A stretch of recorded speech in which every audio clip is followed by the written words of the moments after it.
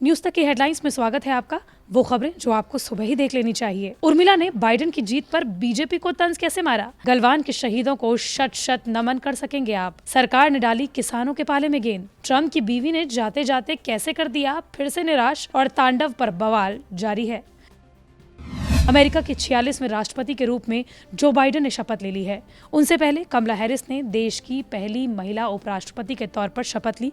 वो देश की 49वीं उपराष्ट्रपति होने जा रही हैं। अमेरिका के नए राष्ट्रपति जो बाइडेन ने शपथ लेने के बाद कहा कि अब अमेरिका को एकजुट करेंगे। ये लोकतंत्र का दिन है, ये अमेरिका का दिन है, ये उम्मीद दोबारा खड़े होने और हर चुनौती से निपटने का दिन है। जो बाइडेन के शपथ ग्रहण समारोह को लेकर बॉलीवुड एक्ट्रेस उर्मिला मातोंडकर ने ट्वीट करते हुए लिखा, जो खूब पढ़ा जा रहा है। उर्मिला मातोंडकर ने ट्वीट करते हुए लिखा, ट्रम्प तो गए, अब की बार बाइडेन सरकार। उन्होंने अपने ट्वीट में जो बाइडेन और कमला हैरिस को टैग भी किया, लेकिन तमाम फैंस और यूजर्स का मानना है कि उर्मिला मातोंडकर ने अपने ट्वीट से बीजेपी को भी तंज कसा है। उनके इस ट्वीट पर फैंस खूब रिएक्शन दे रहे हैं। उर्मिला मातोंडकर वैसे भी अपने विचारों को खुलकर पेश करने के लिए जानी जाती हैं। कई महीनों की देरी के बाद लद्दाख की गलवान घाटी में चीनी सैनिकों के साथ हिंसक झड़प में शहीद हुए 20 सैनिकों के नाम आखिरकार गणतंत्र दिवस से पहले नई दिल्ली के नेशनल वॉर मेमोरियल में शामिल कर दिए गए हैं। इससे पहले अक्टूबर 2019 और सितंबर 2020 के बीच कई अलग अलग अभियानों में मारे गए 90 सैनिकों के नामों पर नेशनल वॉर मेमोरियल में शामिल किया गया था। पिछले साल इंडिया गेट की जगह गणतंत्र दिवस पर बनाए गए नेशनल वॉर मेमोरियल में सैन्य कार्रवाई में शहीद हुए सैनिकों को श्रद्धांजलि दी गई थी। नेशनल वॉर मेमोरियल आजादी के बाद शहीद सैनिकों की याद में बनाया गया था। पिछले साल यानी कि 15 जून 2020 को गलवान घाटी में चीनी सैनिकों के साथ हुई हिंसक झड़प में 20 सैनिक शहीद हो गए थे, जबकि चीनियों ने झड़प में मारे गए लोगों की संख्या का खुलासा अब तक नहीं किया। गलवान घाटी में पिछले साल जून में चीनी सेना के जवानों के साथ हुई हिंसक संघर्ष में शहीद हुए 20 भारतीय सैनिकों की याद में अक्टूबर में लद्दाख के एक दौलत बेग ओल्डी में वॉर मेमोरियल बनाया गया था, जिसमें उस संघर्ष में शहीद हुए एक अफसर समेत 20 सैनिकों के नाम लिखे गए हैं। तीनों कृषि कानूनों के मुद्दे पर केंद्र सरकार ने अब तक का सबसे बड़ा स्टैंड लिया है। इससे पहले हुई सभी बैठकों से 10वें दौर की ये मीटिंग बेहद अलग और बेहद अहम रही। केंद्र सरकार ने 1.5 साल तक कानूनों को होल्ड पर रखने का बड़ा प्रस्ताव देते हुए अब गेंद किसान नेताओं के पाले में डाल दी है। केंद्र की इस पहल पर किसान नेता भी सोचने को मजबूर हो गए हैं। यही वजह है कि किसान नेताओं ने आज होने वाली बैठक कर सरकार के प्रस्ताव पर चर्चा करने की बात कही है। 22 जनवरी को फिर से होने वाली बैठक में किसान नेता केंद्र सरकार के फैसले पर अपना रुख स्पष्ट करेंगे।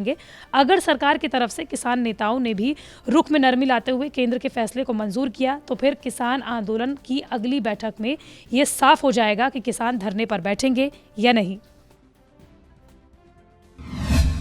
अमेरिका में ट्रम्प के जाने और जो बाइडेन के आने के बीच का समय असामान्य रहा।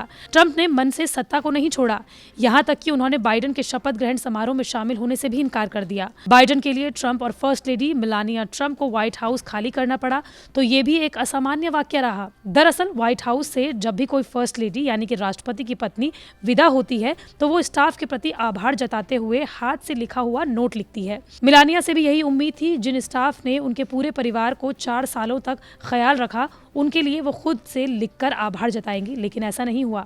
मेलानिया ने ये नोट किसी और से लिखवाया और उस नोट पर अपना दस्तखत कर दिया। इसे लेकर उनकी तीखी आलोचनाएं हो रही हैं। व्हाइट हाउस के करीब 80 कर्मचारियों को मेलानिया ट्रम्प का ये थैंक यू नोट लिखा। CNN की रिपोर्ट के मुताबिक मेलानिया ट्रम्प ने ईस्ट विंग स्टाफ को अपने नाम पर ये नोट लिखने को कहा था। साथ ही व्हाइट हाउस के स्टाफ के लिए खुद से एक थैंक यू नोट न लिखने को लेकर मेलानिया की खूब आलोचनाएं हो रही हैं। आपको बता दें, एक पोल में सामने आया है कि मेलानिया ट्रम्प व्हाइट हाउस की अब तक की सबसे कम लोकप्रिय फर्स्ट लेडी रही। मेलानिया ट्रम्प राष्ट्रपति चुनाव के बाद से लगभग खामोश रही। 3 नवंबर के बाद से अब तक सिर्फ 5 सार्वजनिक कार्यक्रमों में मेलानिया ट्रम्प शामिल हुई हैं। वेब सीरीज तांडव को लेकर अब मुंबई और ग्वालियर में FIR दर्ज हो गई है। देश भर में जोर पकड़ती गिरफ्तारी की मांग के बीच निर्देशक समेत 4 लोगों को बॉम्बे हाईकोर्ट से फिलहाल अग्रिम जमानत मिल गई है। बता दें कि अली अब्बास जफर की हाल ही में रिलीज हुई वेब सीरीज तांडव को लेकर काफी बवाल हो रहा है। सीरीज को लेकर इतने बड़े विवाद खड़े हो गए हैं कि 6 जगह देश भर में FIR दर्ज हो चुकी है। सूचना प्रसारण मंत्रालय ने भी मामले का संज्ञान लिया है।